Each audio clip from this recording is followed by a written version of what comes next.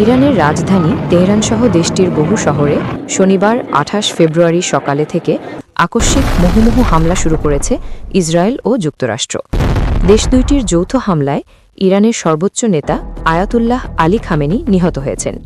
সেই সঙ্গে ইরানের শীর্ষ আরও অনেক নেতা ও কমান্ডার নিহত হয়েছেন।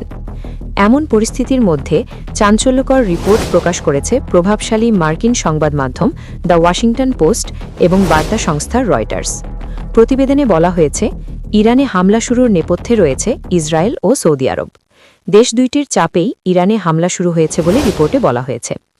রয়টার্স বলছে, ইরানে হামলা না করার জন্য সৌদি যুবরাজ প্রকাশ্যে কূটনীতিকে সমর্থন দিতেন এবং বলতেন তেহরানে হামলা চালানোর জন্য সৌদির ভূখণ্ড ব্যবহার করা যাবে না। কিন্তু মার্কিন প্রেসিডেন্ট ডোনাল্ড ট্রাম্পের সঙ্গে কথা বলার সময় ইরানে হামলা নিয়ে ভিন্ন কথা বলতেন সৌদি যুবরাজ। তিনি ট্রাম্পকে সতর্ক করতেন, ইরানে হামলা চালাতে যুক্তরাষ্ট্র পদক্ষেপ না নিলে পরিণতি খারাপ হবে। দুইটি সূত্র রয়টার্সকে জানিয়েছে, ইরানে হামলা শুরুর কিছুক্ষণ আগে খামেনি নিরাপদ একটি স্থানে তার দুই সিনিয়র উপদেষ্টা আলী লারিজানি এবং আলী শামখানির সঙ্গে বৈঠক করছিলেন। এরপরই সেখানে অতর্কিত হামলা চালায় ইসরায়েল যুক্তরাষ্ট্র। এদিকে ওয়াশিংটন পোস্ট তেহরানে হামলা ইস্যুতে সৌদি ও ইসরায়েলের একই অবস্থানের জন্য তাদেরকে মধ্যপ্রাচ্যের অস্বাভাবিক মার্কিন মিত্র জুটি হিসেবে উল্লেখ করেছে।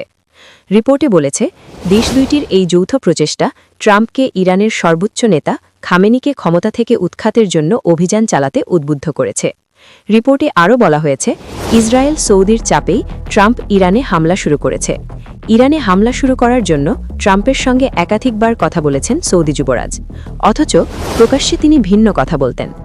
যুবরাজ সালমান ইরানের প্রেসিডেন্ট মাসুদ পেজেশকিয়ানকে বলেছিলেন, তেহরানে হামলার জন্য সৌদি আরব তার আকাশসীমা বা ভূখণ্ড ব্যবহার করতে দেবে না।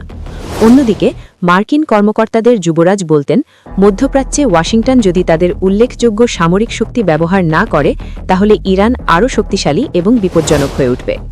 গত জানুয়ারিতে যুক্তরাষ্ট্র সফরের সময় যুবরাজের ভাই খালিদ বিন সালমানও মার্কিন কর্মকর্তাদের সঙ্গে প্রাইভেট বৈঠকে একই বার্তা দিয়েছিলেন। যুবরাজ সালমানের ঘনিষ্ঠ ব্যক্তিরা জানিয়েছেন যে তিনি তেহরানকে রিয়াদের প্রধান আঞ্চলিক প্রতিদ্বন্দ্বী হিসেবে দেখেন। সর্বশেষ ট্রাম্প ঘোষণা দিয়েছেন যে ইরানে সরকার পরিবর্তন না হওয়া পর্যন্ত হামলা অব্যাহত থাকবে।